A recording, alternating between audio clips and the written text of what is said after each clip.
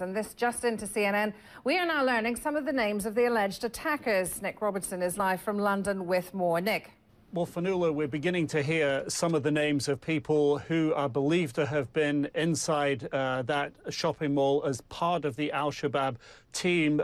These names have been made known to CNN by sources within Al-Shabaab. These names were, they say, released on a Twitter feed on an account that has now been closed down.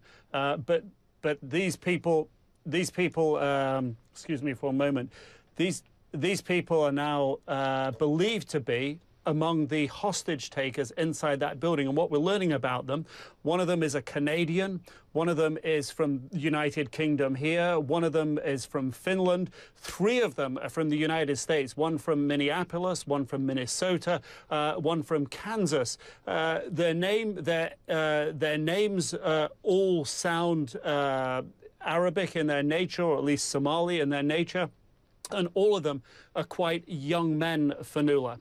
The message that Al-Shabaab is sending is that watch out, Westerners, because we are among you.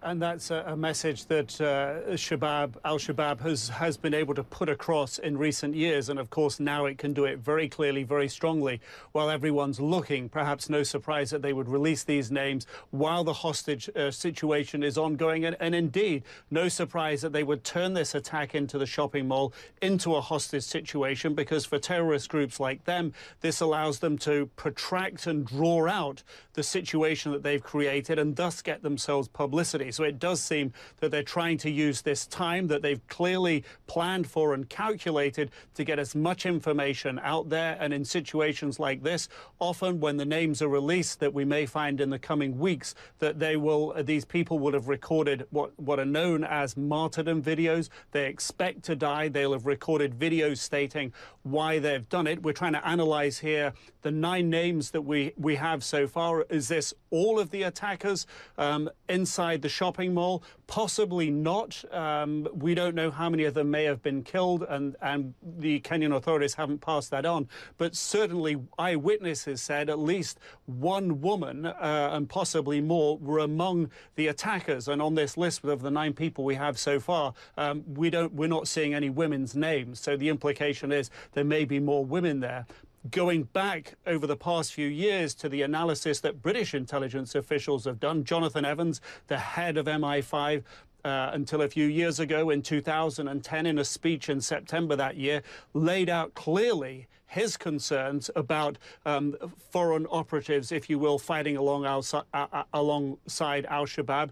He said at that time, no one should, or it may happen in the near future that we get terrorism on the streets here from people who are right now at that time fighting alongside Al-Shabaab in Somalia. So it's certainly intelligence officials have been very concerned about the big draw of people towards foreign jihadists, towards Somalia, where they've got weapons experience, training. When we look at this as well, the first ever American suicide bomber was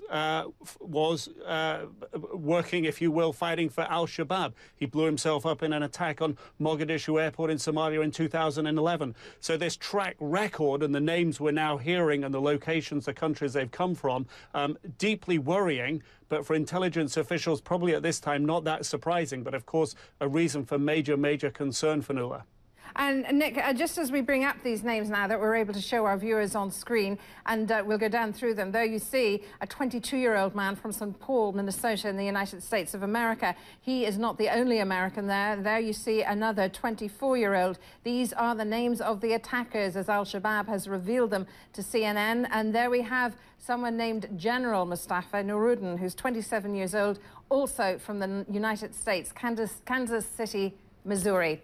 There we have a Kenyan, 22 years of age, and not the only African there, because we know there are also some Somalis. A 24-year-old from London who has travelled to Kenya and has taken part in this Al-Shabaab attack on the Westgate shopping mall. There, a Somalian who is 20 years old, not surprising to have a Somalian among the Somali Islamist group.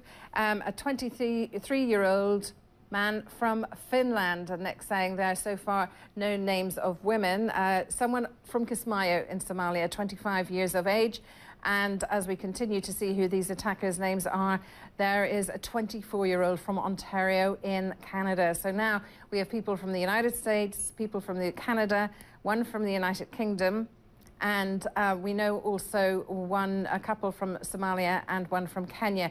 Now, Nick, the question is going to be that now intelligence services have concrete reasons to be extremely concerned.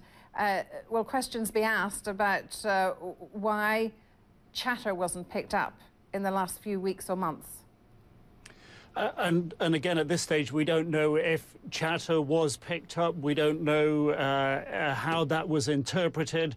And one of the things we hear from intelligence experts around the world is that the level of, as they term it, chatter at any one time can be exceptionally high. And of course, on the heels, if you will, of September the 11th, a time of year when there traditionally the sort of level of chatter goes up in jihadist circles. But this will definitely be something people will be looking back at. And in this situation, certainly intelligence agencies in the United States, being one of the most powerful in that regard, will be sort of rolling back the clock, if you will, as we now know the facilities that they have, to look at what they've picked up in the recent days leading up to this, to see if it provides any further clues.